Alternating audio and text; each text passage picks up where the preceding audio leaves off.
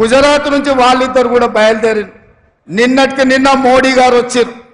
ఆయన ఈ దేశ ప్రధానమంత్రి, ఆయనను గౌరవించాల్సిన బాధ్యత మన మీద ఉన్నది.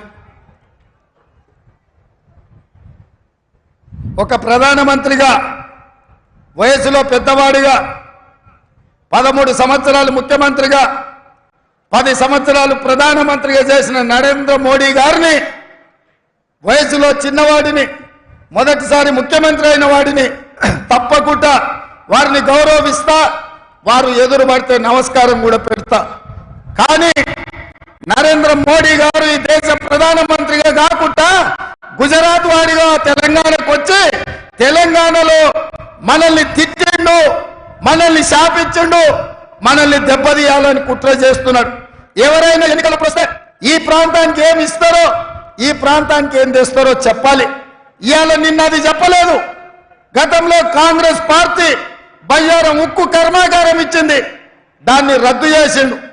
రైల్వే కోచ్ ఫ్యాక్టరీ ఇచ్చిండు కాజీపేటలో, రద్దు చేసిండు. ఐటీఐఆర్ కారిడార్ ఇచ్చిండు, రద్దు చేసిండు.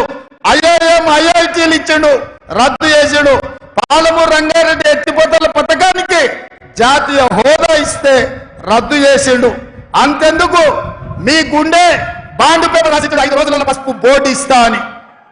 5 ఏళ్ళైనా ఇయ్యలే. నరేంద్ర మోడీ గారు ఏమైనా అది చెప్తారేమో అని నేను అనుకున్నా. నిజామాబాద్కు పసుపు బోర్డు ఇస్తా అన్నాం, ఇస్తున్నాం తీసుకోండి ఆ రైతులకు అని. చక్కెర కర్మాగారాన్ని ఇయ్యాలో వచ్చి మాటలు చెప్తున్నాడు ఆయన. పసుపు గిట్టుబాటు ధర లేదు, ఎర్రజొన్నలు గిట్టుబాటు ధర లేదు, మొక్కజొన్న గిట్టుబాటు ధర లేదు, మీ చెరుకు కర్మాగారం తెరిచే పరిస్థితులు లేవు. ఇవేమీ చెప్పలే. కాంగ్రెస్ పార్టీని ఈ దేశంలోనే లేకుండా చెయ్యాలి అని వారు అంటున్నారు. కాంగ్రెస్ ముక్త్ భారత్ అంటున్నాడు. నేను అడుగుతున్నా, కాంగ్రెస్ ముక్త్ భారత్ అంటే మేము ఇచ్చిన రిజర్వేషన్లు రద్దు చేయడమే కదా? కాంగ్రెస్ ముక్త్ భారత్ అంటే మేము ఇచ్చిన తెలంగాణను అవమానించడమే కదా?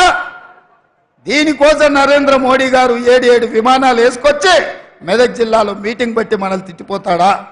ఇదే కాదు, నేను ముఖ్యమంత్రి అయిన తర్వాత వారిని కలిసిన, హైదరాబాద్ నగరానికి మెట్రో రైలు కావాలి, మా నగరం విస్తరించింది, విశ్వ నగరం అయ్యింది, దీనికి మెట్రో రైలుకు అనుమతులు ఇవ్వండి, నిధులు ఇవ్వండి అన్న పైసలు ఇవ్వలే, ఆ మాట ఊసెత్తలే. మూసీ రివర్ ఇవాళ మురికి కూపంగా మారింది. హైదరాబాద్ లో ఉండే కాలుష్యం అంతా మూసీ చెరువులోనే, మూసీ రివర్ లోనే పోతుంది. దాని పక్షాల్లోనే చేసి మూసీ రివర్ ఫ్రంట్ చేయాలి, మూసీ రివర్ డెవలప్మెంట్ ఫ్రంట్ కావాలి అని అడిగిన, ఏమాత్రం ఇయ్యలేదు. హైదరాబాద్ నగరానికి దాహర్తిని తీర్చడానికి ఇవాళ కృష్ణా జలాలను అదనంగా తరలించాలని అడిగిన, మనకివ్వలేదు. పాలమూరు రంగారెడ్డి ఎత్తిపోతల కోసం 90 టీఎంసీల నీటి కేటాయింపులు జరగాలి, కర్ణాటకను ఒప్పించి మా నీళ్ళు మాకు కేటాయించండి అని అడిగిన, ఆ మాట కూడా మాట్లాడలే. మరి నేను అడుగుతున్నా నరేంద్ర మోడీ గారు, పార్లమెంటులో తెలంగాణ రాష్ట్రం గురించి కాంగ్రెస్ తలుపులు మూసి లైవ్లు కట్ చేసి తెలంగాణ ఇచ్చింది, తల్లిని చంపి బిడ్డను బతికిచ్చింది అన్నారు.